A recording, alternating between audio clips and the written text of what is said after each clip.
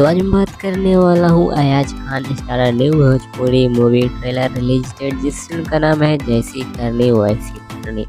इस फिल्म जो है ट्रेलर रिलीज डेट वगैरह आ चुका है, लेकिन इस फिल्म की ट्रेलर रिलीज डेट जानने से पहले आप सभी को नए साल की ढेर सारे शुभकामनाएं, हैप्पी न्यू ईयर।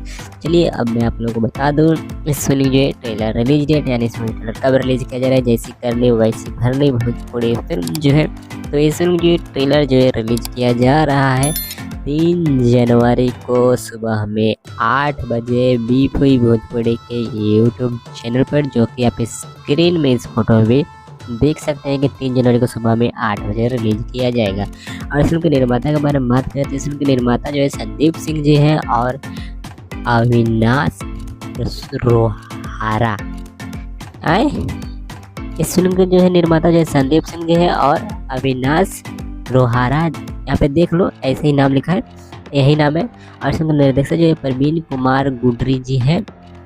और बाकी इस फिल्म जो है ट्रेलर जो है 3 जनवरी को रिलीज किया जाएगा और सुबह में 8 बजे भी भोजपुरी के यूट्यूब चैनल पर। बाकी वीडियो को जरूर से लाइक कर दें और जो नए हैं और अभी सब्सक्राइब नहीं किए हैं तो सब्सक्राइब करके घंटे को जरूर से लीजिएगा ऐसे अपडेट्स के लिए। बाकी मैं फिर आपसे और वीडियो में, तब तक के लिए बाय बाय।